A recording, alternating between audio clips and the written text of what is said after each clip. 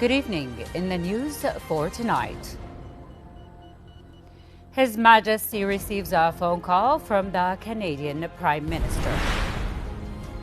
King Abdullah honors the anniversary of the Arab Army Command Arabization.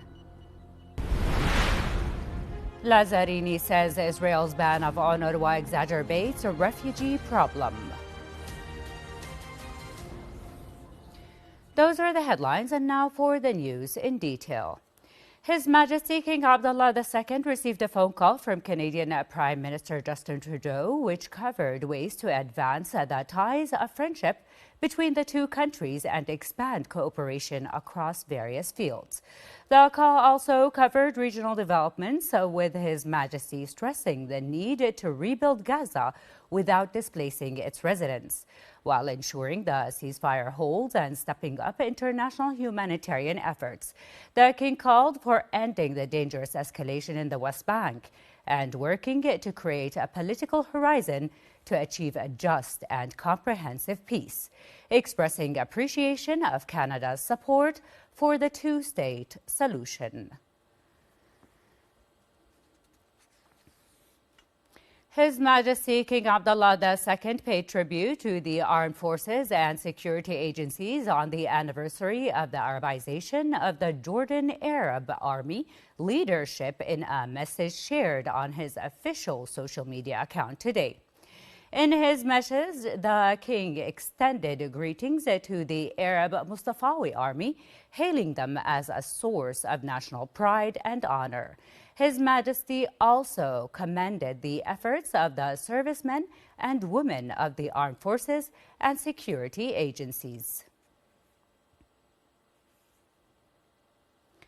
His Majesty King Abdullah has received cables from senior officials and officers marking the 69th anniversary of the Arabization of the Jordan Armed Forces Arab Army Command, which falls on the 1st of March. His Royal Highness Crown Prince Al-Hussein bin Abdullah II received similar cables on the occasion.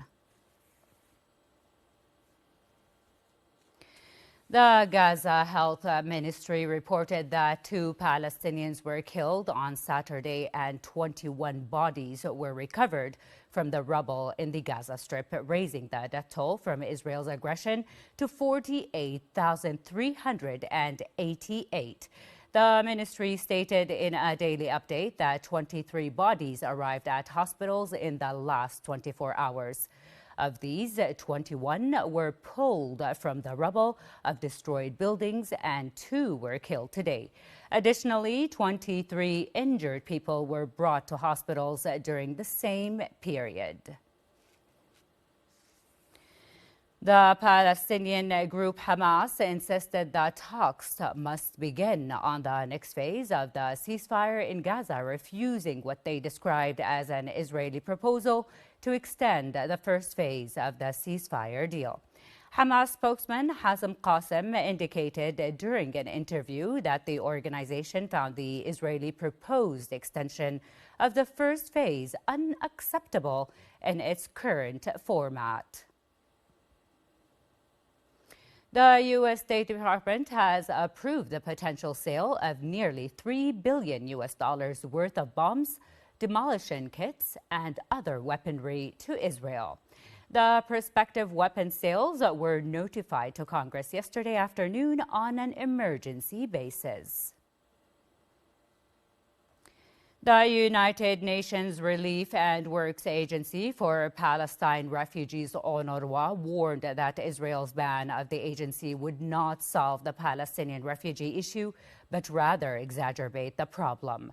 UNRWA Commissioner General Philippe Lazzarini said that the agency is the backbone of aid operations in the Gaza Strip, and it also continues providing health care and education to Palestinian refugees in the occupied West Bank, including East Jerusalem. UN Secretary General Antonio Guterres said he will join an emergency meeting of the Arab League in Cairo next week to discuss the reconstruction of Gaza.